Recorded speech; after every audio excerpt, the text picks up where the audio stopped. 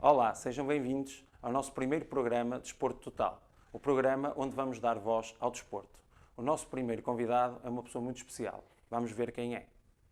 O nosso primeiro convidado é o exemplo de que trabalhar duro, acreditar em si e ser persistente compensa. Começou no clube da sua terra, passou por clubes com dificuldades, emigrou e foi subindo a pulso até atingir o topo do futebol europeu. Já trintão, em 2014, chegou à seleção portuguesa de futebol e, passados 2 anos, sagrou-se campeão europeu. Este ilustre penafidelense foi feito comendador da Ordem de Mérito e é com muito orgulho que apresentamos o primeiro convidado, José Fonte. Pronto, Miguel, vou tratar por Miguel, que é assim que nós nos conhecemos. Antes de mais, queria agradecer teres aceito o nosso convite para estreares o nosso primeiro programa de desporto, em que vai ser um programa que nós vamos falar sobretudo do desporto, vamos dar oportunidade e voz a toda a gente ligada ao desporto, seja atletas profissionais, como é o teu caso, atletas amadores, futebol feminino, desporto, qualquer tipo de desporto, de desporto, modalidade, e para mim é um orgulho muito grande ter-te como primeiro convidado, além da amizade que nos une, o exemplo que tu és para jovens atletas e prazer é meu.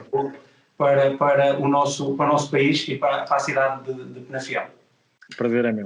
Vou então começar por te perguntar, tu deste os primeiros pontapés na bola, como se costuma dizer, no clube da tua terra, no Futebol Clube Penafiel.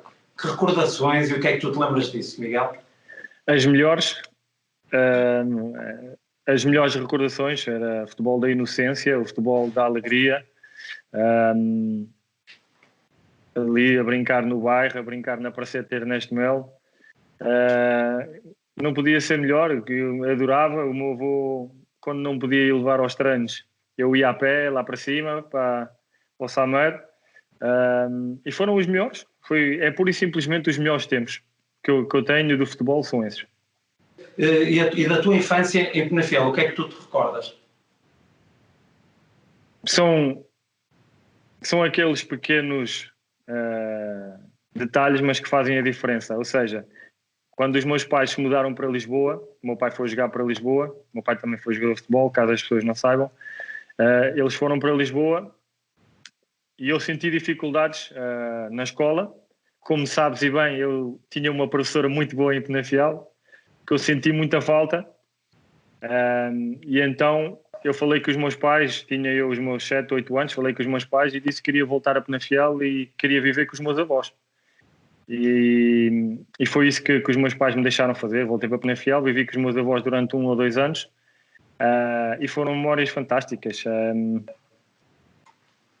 A minha avó e o meu avô são das pessoas mais importantes que eu tenho na minha vida. Tinha muitos amigos aí na Praceta Ernesto Melo em Penafiel, amigos que foram realmente importantes nessa fase da minha vida, e foram, como eu já referi, foram os momentos mais especiais da minha infância. E fico grato, enquanto penafilense, ouvir-te falar assim de Penafiel, e sei que tu tens um carinho muito grande pela terra que te viu nascer, e sei que vais cá com frequência visitar a tua avó, e é importante, e sinto um orgulho muito grande nisso. Vamos passar agora mais para a parte do futebol, em que te queria perguntar, tu passaste em muitos clubes em Portugal, alguns com dificuldade, mas por algum momento tu sonhaste, tiveste o desejo, ou surgiu a oportunidade de jogares no Futebol Clube Penafiel enquanto sénior? Surgiu. Se não me engano, foi quando eu estava no Felgueiras, ou seja, eu saí do Sporting B, acabou o contrato com o Sporting B, depois assinei com o Salgueiros, mas o Salgueiros fechou as portas passado 2 meses, e depois tive que ir para o Felgueiras com o Mister Diamantino Miranda na altura, e fiz uma época muito interessante no Felgueiras, e surgiram propostas, uma delas incluindo a do Penafiel. Não vou dizer que não ponderei bastante em ir para Penafiel, por ser o clube da minha terra, como é óbvio, só que o treinador do Vitória de Setúbal foi o treinador que me deu a mão quando mais ninguém me deu a mão. Ou seja, o Mr. Norton Matos, quando eu tinha sido dispensado pelo Sporting, acreditou em mim e deu uma oportunidade de continuar a minha carreira como futebolista. E quando ele assinou pelo Setúbal, eu não pude deixá-lo ficar mal, e ele, quando me convidou para ir para Setúbal com ele, eu tive que decidir, e decidi ir para Setúbal com o Mr. Norton Matos pela lealdade que eu tenho para com ele e pelo facto de ele ter acreditado em mim quando mais ninguém o fez. Tu passaste em vários, como eu há bocado estava a dizer, passaste em alguns clubes em Portugal, com algumas histórias que são públicas, que em alguns clubes que tu passaste, financeiramente os clubes não estavam a respirar muita saúde, até que tu tiveste de procurar ir para uma nova aventura para a Inglaterra, e foste para divisões secundárias, e tiveste de batalhar e lutar até chegar à Premier League. Tu algum dia, quando foste para a Inglaterra, sonhavas ou imaginavas que isso poderia acontecer, chegares ao topo da Liga Inglesa? Pedro, esse foi sempre o sonho, esse foi sempre o objetivo, desde que eu, aos meus 13, 14, 15 anos, via os jogos da Premier League. Esse foi sempre o sonho, foi sempre o objetivo, e foi sempre nesse intuito e nesse sentido que eu trabalhei imenso para atingir esse objetivo. No dia que houve a possibilidade de realmente assinar pelo clube inglês, sendo ele na segunda divisão, ou na terceira, ou na quarta, eu tinha ido. Neste caso foi o Crystal Palace, que na altura estava no Championship, que era a segunda liga, e tendo também o meu irmão em Inglaterra a jogar no Arsenal, numa tenra idade de 16 anos, eu tomei a decisão logo imediata de ir para a Inglaterra, mesmo sabendo que eu já tinha feito 2 épocas na Primeira Liga Portuguesa, como é óbvio, sempre com a inspiração e com a intenção de chegar à Premier League o mais alto possível, mas entrando no futebol inglês e tendo uma porta aberta no futebol inglês, eu tive que arriscar, e acho que foi, sem dúvida, a melhor decisão que eu tomei até hoje. E arriscaste muito bem, e a tua carreira e o teu percurso falam disso. Tiveste a oportunidade, e quem segue a tua carreira e quem gosta de futebol, que tu partilhaste o balneário com inúmeras estrelas no futebol, Inglaterra, uma montra, e fizeste dupla, por exemplo, lembrando do Van Dijk, que é um dos melhores centrais atualmente. Tu sentes que lhe ensinaste alguma coisa, que foste um bom professor? Pedro, como dizes bem, tive a sorte de ter partilhado o balneário e ter partilhado o campo, acima de tudo, com grandes defesas centrais, não só o Van Dijk, mas como o Toby Alderweireld, como o Dejan Lovren, entre outros. Em Portugal foi igual. O Van Dijk foi, sem dúvida, um daqueles jogadores que chega ao pé de ti e tu vês, este miúdo tem mais qualquer coisa. Ou seja, era um jogador que era muito alto, mas sendo muito alto era também muito rápido, o que não é normal. Ou seja, ele tinha uma passada larga, chegou um jogador forte que ganhava todos os duelos, seja pelo chão, seja pelo ar, tecnicamente muito habilidoso, seguro, confiante de si, ao nível do passe extremamente forte, passe entre linhas, passe longo. Só lhe faltava uma coisa, que era a experiência. Faltava-lhe acalmar um pouco, porque ele tinha a mania de sair sempre a jogar e de arriscar muito quando não era necessário, porque quer queiras, quer não, a Liga Escocesa, e jogando no Celtic, é muito mais fácil do que jogar no Southampton e na Premier League contra... Qualquer equipa na Premier League tem grandes jogadores, e são grandes equipas e muito competitivas. Portanto, a única coisa que eu tentei fazer com que ele percebesse foi que não há necessidade de arriscar tanto. Nós somos defesas centrais, não somos médios centros nem extremos. Estamos ali para defender e para manter a nossa baliza inviolável, e foi isso que eu tentei passar, essa mensagem, o facto de lhe ensinar também a comunicar, a estar em constante comunicação com toda a equipa, e acho que ele hoje em dia é, sem dúvida, se não o melhor, um dos melhores centrais do mundo, por ter sabido ouvir e sabido melhorar, tão simples quanto isso. Tu deixas a Inglaterra e vais para uma nova aventura, vais para a China. Em termos futebolísticos, se calhar muita gente achou que seria um passo atrás. Tu concordas com isso? Achas que não? Qual é o que é que tu tiras desta experiência na China? Pedro, não foi uma experiência, não foi uma decisão que não tivesse sido ponderada a fundo, não é? Porque eu sabia que saísse da Premier League, dificilmente voltaria a entrar.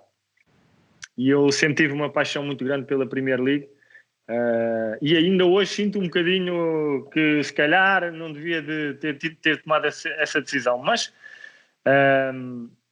na altura foi isso que juntamente com a minha família eu decidi, e essa decisão foi tomada por várias razões, por ter chegado à Premier League um pouco tarde, por ter uma oportunidade financeira muito superior àquilo a que eu estava habituado, que é verdade, vamos ter que ser sinceros, a carreira de futebolista é muito curta, temos muito para viver e muito para desfrutar, então eu tomei a decisão de arriscar, sabendo que tinha o Mundial também em jogo, mas faltando apenas 2 meses para a última convocatória, e vindo eu de uma lesão de 4 meses no West Ham, eu sabia que ia jogar 90 lá na China. E foi isso que aconteceu. Eu cheguei lá, comecei a jogar, houve uma convocatória passado 3, 4 semanas para a seleção, eu fui chamado e consegui garantir depois a presença no Mundial, que era o meu grande objetivo. Depois do Mundial, vou dizer sincero, eu fazia planos para continuar na China, mais o resto do contrato, que eu tinha 2 anos mais um da opção para cumprir, mas ao fim de 3 meses o clube chinês decidiu que queria jogar com 3 avançados na frente, estrangeiros. Tu na China só podes jogar com 3 estrangeiros. Havia eu, o Carrasco e o Nico Gaetan como estrangeiros, e eles decidiram ir buscar mais um avançado, e como é óbvio não fazia sentido, eles vieram-me dizer que queriam já com 3 avançados na China e que eu tinha que encontrar clube. Portanto, seguimos e até foi uma situação que me beneficiou. Tenho que ser sincero, beneficiou. E tocaste aí num ponto da família. Penso que o pior de tudo, se calhar, é estar longe da família. E tu és uma pessoa que eu sei que és muito ligada à família e a família, acho eu, e tu vais-me dizer, tem um papel fundamental na vida de um futebolista. Tu melhor do que ninguém sabes, tens um irmão futebolista, tens um pai futebolista e a tua vida foi sempre ligada ao futebol. Sabes que a família tem um papel importante. Concordas com isso, Miguel? Sem dúvida. Daí eu dizer que me beneficiou o facto de eu ter estado só 3 meses na China, não é? Porque já tinha... Não vivendo sozinho em Londres, porque a minha família, os primeiros 2, 3 meses, quando eu me mudei para o West Ham, ficaram em Southampton a organizar as coisas para o meu filho acabar a escola, etc, etc. Mas depois mudaram-se para Londres. Então eu sempre estive habituado a viver com os meus filhos, com a minha mulher, a ter as visitas regulares dos meus pais, do meu irmão, sempre que possível. E indo para a China, como é óbvio, isto não é aqui ao lado, não é? São 24 horas quase de avião de porta a porta, que nós demorávamos de Londres a Dalian. Daí eu dizer que me beneficiou nesse aspecto, foi muito bom. Pude voltar à Europa, pude voltar a estar perto daqueles que mais amo e que mais quero e que me ajudam diariamente, como tu disseste bem. Olha, vamos para avançarmos, vamos passar para a tua etapa seguinte, que foi França. Aquilo que eu vejo, aquilo que eu sinto e vou acompanhando, que como rapidamente tornaste um ídolo nos clubes onde passaste, em Inglaterra, em França acontece o mesmo. E sinto que tu és um exemplo, por exemplo, dando o exemplo do Renato Sanches, em que já tive a oportunidade de ouvir falar no teu papel para os jovens e no teu papel, o papel que tu tens no Lille. Tu sentes que o Lille e o campeonato francês é a tua última etapa no futebol, ou achas que ainda poderás passar por outros campeonatos? Poderás terminar em Portugal? De momento tenho contrato com o Lille, Pedro, tenho mais um ano de contrato. Há vontade em continuar, da minha parte. eu sei perfeitamente aquilo que o Mr. Luís Campos, que é o nosso diretor desportivo, e o presidente Gerardo Lopes e o treinador me pedem e que me exigem, e é um papel que eu gosto bastante de fazer, que é o de ajudar a crescer os nossos talentos, que é mostrar o caminho, é ser o exemplo, é ser a pessoa que lidere e que demonstre como temos que fazer. E quando eu me sentir querido, enquanto eu me sentir que eles precisam de mim e que me querem lá, tenho a certeza que vou continuar, porque há uma lealdade grande para com o Mr. Luís Campos, há uma lealdade grande para com o Sr. Gerardo Lopes, que apostaram em mim quando eu regressei da China, e eu sinto-me feliz, sinto-me querido no clube, sinto-me querido pelos meus companheiros de equipa, e tenho a ambição de continuar por mais 2, 3, 4 anos, se eles quiserem. Por isso, no futebol nunca se pode dizer que é definitivo, porque as coisas mudam rapidamente, como é óbvio, nós sabemos disso, mas eu faço planos de continuar em França e talvez acabar a minha carreira em França. Em Portugal acho difícil, acho realmente difícil, mas nunca digo nunca, Pedro. Ok. Olha, a seleção, chegaste à seleção com 30 anos, certo? Quase 31. Quase 31. Algum dia pensava chegar à seleção, ainda por cima, com essa idade, mas acima de tudo com um treinador que acabou por não ser um treinador que tu tenhas boas recordações dos clubes onde passaste. Imaginavas que isso seria possível, chegares à seleção nacional? Imaginar, sempre imaginei e sempre tive isso como objetivo, ou seja, a partir do momento em que eu cheguei à Inglaterra e a partir do momento que eu consegui chegar à Premier League, se não me engano foi aos 28 anos, eu chego à Premier League e já sou capitão da minha equipa.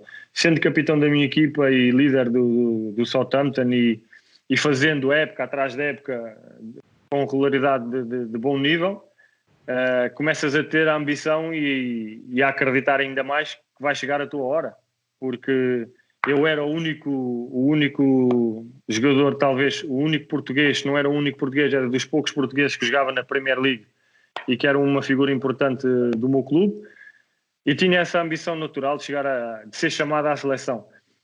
Infelizmente, durante 2 anos não tive essa sorte e esse prazer e essa honra de chegar à seleção, devido ao Mr. Paulo Bento não ter tomado outras opções. Tínhamos outros jogadores, se calhar, que ele confiava mais na altura, que já conhecia melhor, ou gostava mais. Eu sempre aceitei essa decisão. Agora, eu sentia claramente que já estava preparado e que já merecia ter sido chamado à seleção. Isso eu sentia, nunca escondi isso.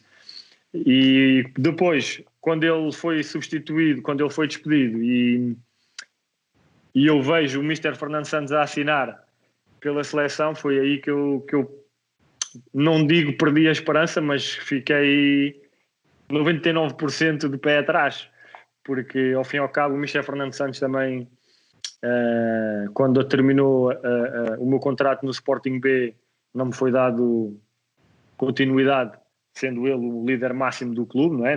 Pode não ter sido ele a tomar a decisão, mas sendo ele o líder máximo, também tenho que passar por ele, não me deu o contrato. Depois, quando eu assinei pelo Benfica, fui constantemente emprestado também, não tive o meu espaço. Como é óbvio, quando ele assina pela seleção, eu pensei imediatamente, bem, já fui, não tenho a mínima hipótese,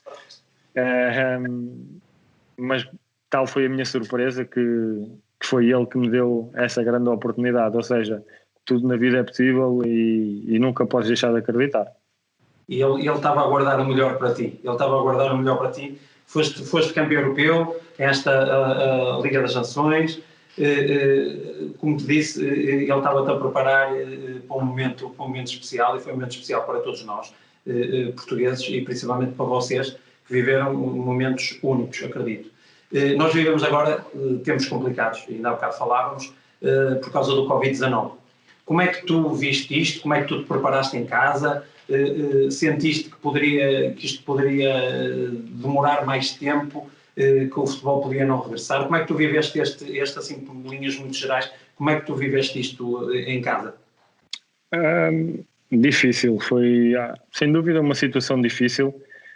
Os primeiros tempos bem, porque tens a possibilidade de estar com a tua família. Os meus filhos e a minha mulher não estão aqui comigo em França neste momento, porque de Londres a França eu consigo estar lá em 1h15, ou seja, todos os jogos, a seguir aos jogos eu vou a casa, ou então ao fim de semana eles vêm à França. Isso permitiu-me, esta situação permitiu-me estar com os meus filhos e com a minha mulher muito mais tempo, mas é óbvio que passado 2, 3, 4 semanas desta situação de se manter, e tu começas a sentir falta dos teus hábitos, começas a sentir falta do futebol, começas a dar valor às pequenas coisas que tu tomas por garantido, e sendo uma grande oportunidade para estar com a minha família, que todos nós adoramos, tu também sentes falta daquilo do dia-a-dia, dos teus hábitos, do que tu amas fazer, e foi sem dúvida um período difícil, porque também tinha que treinar duro, sozinho. Tens que ter uma força mental muito grande para continuar a exigir de ti próprio o máximo, porque foi isso que nos foi pedido, porque não se sabia na altura se íamos retomar a Liga ou não.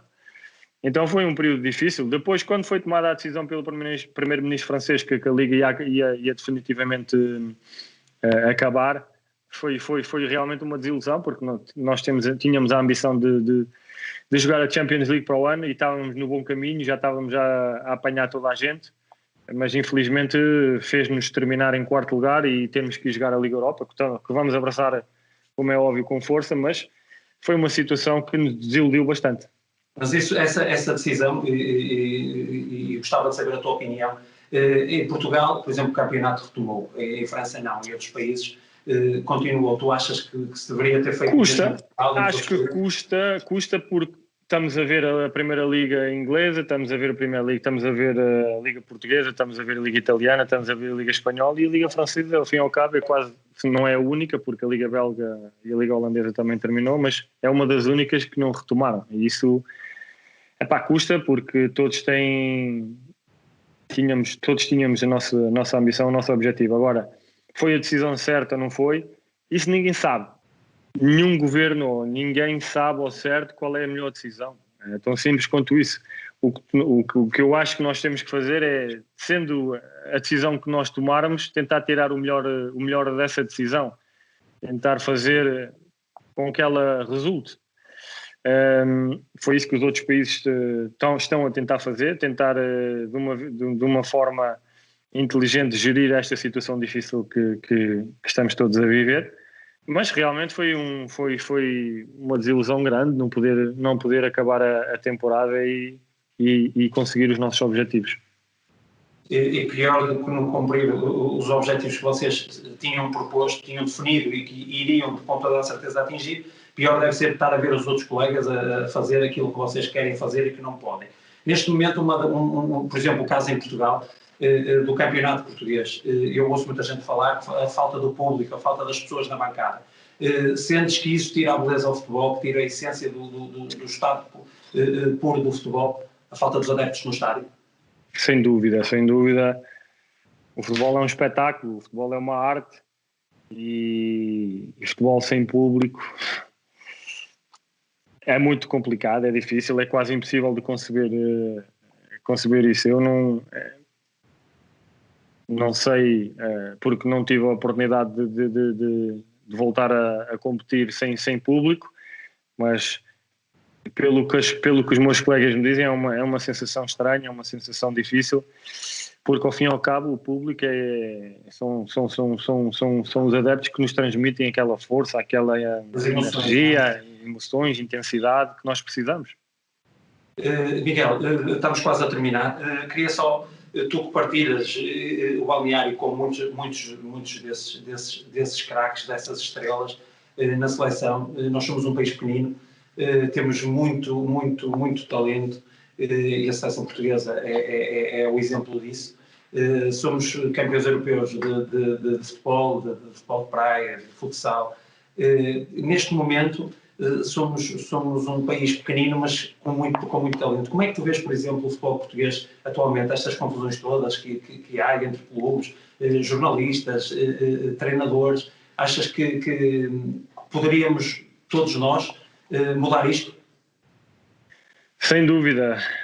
E daí também um pouco a minha falta de vontade em regressar, Pedro, digo-te honestamente. Porque vejo de longe, não acompanho de muito perto, acompanho apenas os jogos do meu irmão, se vou-te ser sincero, vejo apenas os jogos do Braga. Mas de vez em quando leio o jornal e vejo algumas notícias que me deixam triste e essas polémicas constantes que há em Portugal, em que em vez de se falar do que é importante e de se dar valor àquilo que nós temos e que fazemos bem, damos muita atenção a coisas que não são importantes. E estamos muito focados em quesílias, em problemas, enfim. Acho triste, acho que não há necessidade de fazer isso. Temos muitas coisas boas em que nos podíamos focar, em que podíamos melhorar e trabalhar em conjunto. Acho que a Liga Inglesa é um grande exemplo de como e a própria cultura inglesa é um grande exemplo para seguir.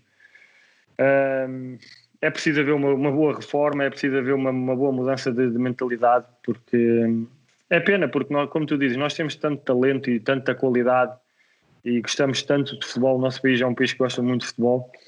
Podíamos aproveitar muito melhor o facto de termos esses grandes jogadores e formar uma liga muito melhor, muito mais competitiva. Tu, quando terminares a tua carreira, espero que seja daqui a muitos anos, porque sei que tu cuidas muito de ti, do teu corpo, e que és uma pessoa muito focada no que queres. Mas tu, quando terminar a tua carreira, vês-te ligado ao futebol?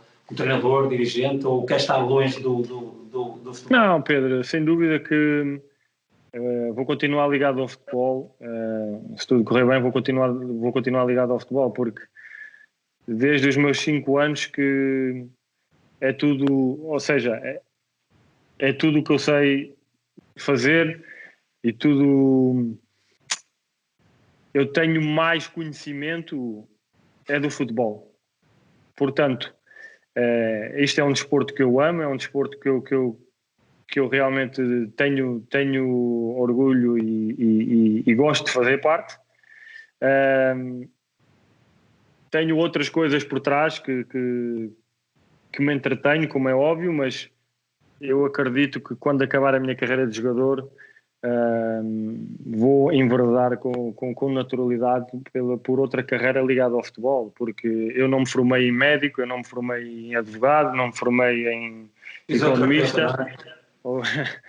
Portanto, eu sou uma pessoa que conhece profundamente o futebol e tudo o que está ligado ao futebol, e é nisso que eu tenho que me focar. Não vale a pena estar a inventar outras profissões e a meter-me noutros negócios, porque eu não tenho conhecimento disso, eu tenho conhecimento do futebol e eu percebo o futebol. Portanto, naturalmente que continuarei ligado ao futebol e tendo outras pequenas coisas, como é óbvio, à parte do futebol, mas vai ser maioritariamente ao futebol. Para terminar, Miguel, tu és um exemplo de persistência, de querer, e que devemos sempre acreditar nos nossos sonhos, naquilo que nós acreditamos, e tu começaste de baixo e atingiste o topo. Que conselho é que tu podes deixar a quem muitas das vezes treina e não joga, treina e não atinge aquilo que quereria? Para jovens atletas, que conselho é que tu deixas? O conselho é simples. Como tu dizes, e bem, quando nós jogamos e quando nós não jogamos e quando nós não somos convocados ou não somos titulares, ou quando as coisas não nos correm bem, é muito fácil de apontar o dedo ao treinador. O treinador é um burro, o colega falhou, ele não sei o quê. A culpa é sempre dos outros, normalmente. E há que saber apontar o dedo para nós próprios, há que saber perceber que muitas vezes somos nós que temos que melhorar, somos nós que temos que perceber onde é que falhamos, onde é que podemos melhorar. Há que tentar tirar sempre o positivo de uma situação menos boa, ou seja, mesmo por vezes há injustiças no futebol, se calhar até mereces jogar e não estás a jogar, mas o problema é que se tu dás razão ao treinador, ou seja, se começas a treinar mal, se não dás o teu máximo, se não tentas ser melhor todos os dias, estás a dar razão ao treinador e estás a entrar num ciclo que ainda é pior, ou seja, vais continuar a não jogar, vais estagnar. Portanto, o meu conselho é muito simples. Eu só conheço uma coisa, é trabalho. A única coisa que eu conheço é trabalhar. Quando as coisas não me correm bem, a única maneira que eu encontro de ultrapassar isso é de ser melhor no dia a seguir, é de trabalhar mais e melhor, mais inteligente, ter informação, tirar informações de nutrição, como é que eu posso melhorar o meu corpo, como é que eu posso melhorar a minha performance, como é que eu posso ser mais forte, mais atlético, como é que eu posso melhorar o meu passe, ou melhorar o meu jogo de passe entre linhas, ou o meu posicionamento. Ou seja, tenta-te melhorar, tenta ser o melhor que tu podes ser, e se tu realmente tiveres o querer e o desejo de ser jogador de futebol e de ser um grande jogador de futebol, vais lá chegar, porque o trabalho, não há milagres, tudo vem do trabalho. Miguel, para terminar, dizer-te que foi um orgulho muito grande ter-te tido como primeiro entrevistado. Prazer, do nosso programa. Tenho a certeza que tu irás ser um exemplo para muitas gerações que aí vêm e que muitos irão seguir os teus conselhos. Quanto a quem assistiu, espero que tenham gostado. Foi o nosso primeiro programa. Para a semana estamos cá com outros convidados e eu fico à vossa espera. Obrigado. Obrigado, eu.